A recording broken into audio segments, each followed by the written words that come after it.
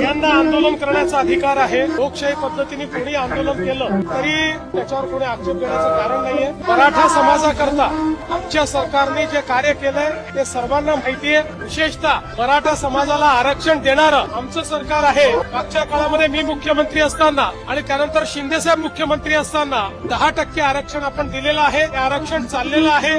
आपण अण्णासाहेब पाटील आर्थिक विकास महामंडळाच्या माध्यमातून 1.5 लाख मराठा उद्योजक तयार केले आहेत। मराठा समाजाकरता शिक्षणाची व्यवस्था आपण केलेली आहे।